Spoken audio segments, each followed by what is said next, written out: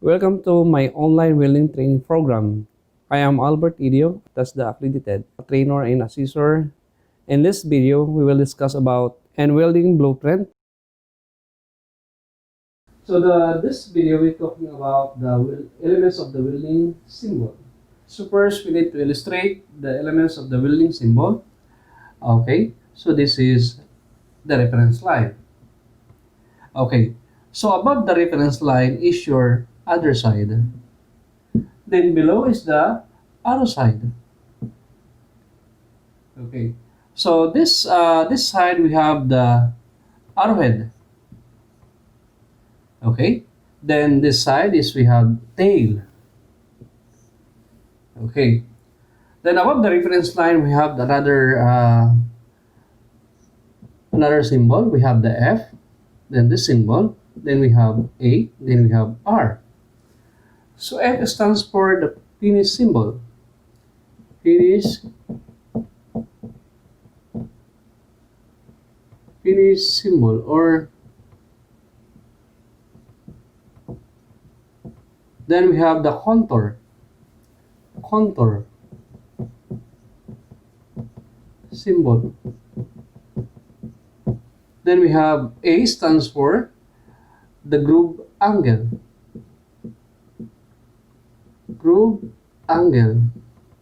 Then we have the root opening.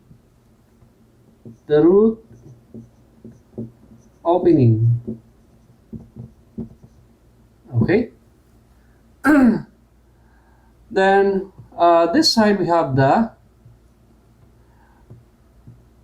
field weld symbol. Okay. Then below the field weld symbol we have the weld all around. Then this side sa tail we have the specification process.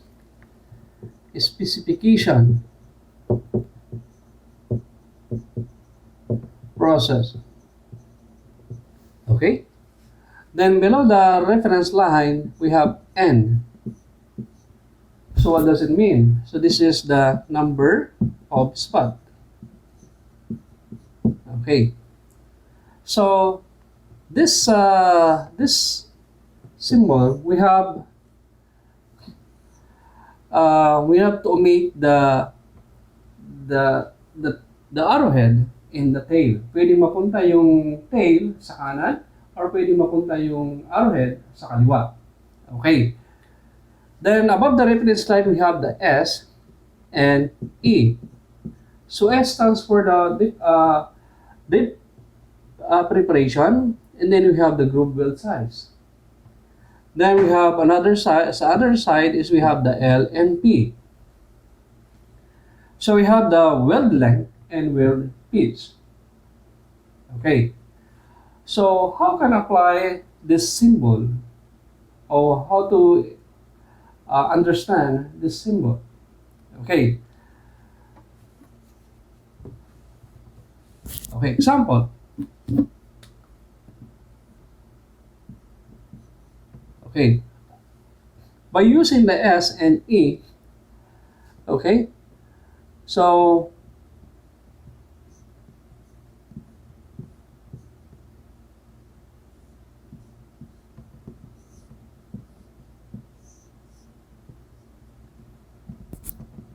okay, then we have the single pivot.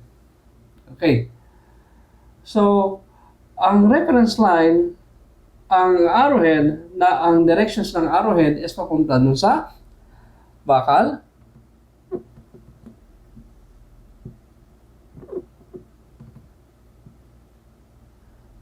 This is bakal A and bakal B. So the arrowhead, directions ng arrowhead is papunta sa bakal B. So how can we apply the single pivot? Okay. So ganito lang yan. Okay. So again, this is the bakal A and bakal P. Then the arrowhead nandoon sa other side. Okay. This is your arrow side. And other side. But arrowhead, kung saan yung arrowhead mo, doon yung maging arrow side mo. Okay. So, applying the details of the single bevel, so ito lang yan, ang mangyayari niyan.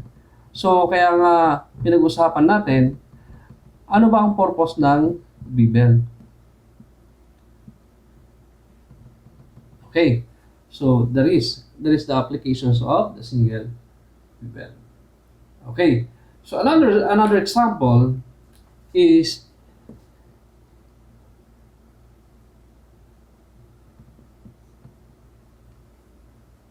we have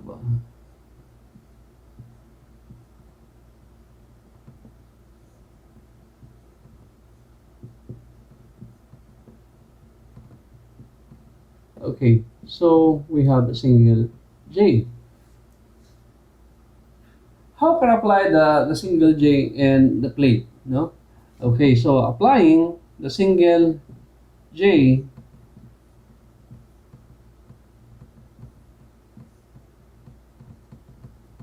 okay.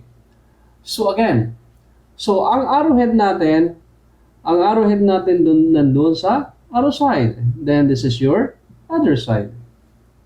Okay, so applying the details of the single J. So this is your arrow side, and this is your other side. Then this is buckle A and buckle B. So applying the single J.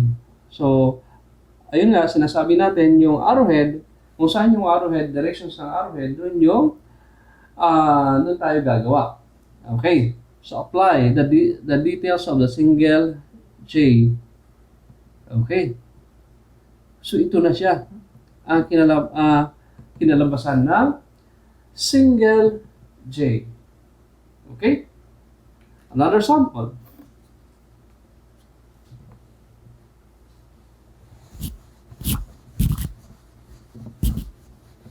Another example is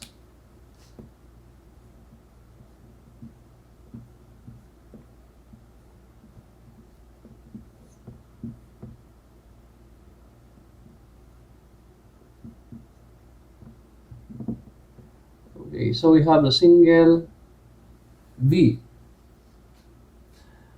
Okay, so the details is single V groove or single bevel, single V groove bevel. Okay, so applying the details of the single V groove bevel. Okay, so this is your arrow side, and then this is your other side. So applying the details of the single V groove bevel, no? Okay? So, kung saan yung arrowhead, doon ka magtatapya. So, it means, buckle A and buckle B, parehas matatapyasan kasi single B. Form as letter B. Okay. So, yun kinalabasan ng single bevel groove or single B groove bevel. Okay? Okay. So, another example. Kunwari, eto, lalagyan ko na, applying this symbol. So, this is the 3 and 2. Okay. So, 3 and 2, this is the preparation depth size, and this is the groove weld size. Okay. So, paano ba gagawin? O, ito na. Given na, meron na tayong tapyas. Yun na yung ginawa natin.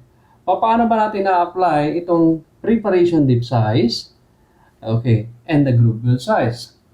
So from this base metal to here, no, this is your preparation depth size is 3. Okay. Then the groove weld size, ibig sabihin ng groove weld size yung laki ng bevel o tapyas, no? So from here, so from here to here, this is 2. So madali lang. Madali lang siya, no? So kung this is the groove weld size. Kasi ang sinasabi ng groove weld size. So from here to the base metal, yun yung 2. Then the preparation depth size, ito yon, no? yung laki, yung lalim ng hinangan mo, no? Okay, so 3. Thank you for watching. Please watch my next lesson for you to enhance your skills and knowledge in welding. Please don't forget to click the like button and subscribe to my YouTube channel. But before you do that, make sure you are logged in into your account. Thank you.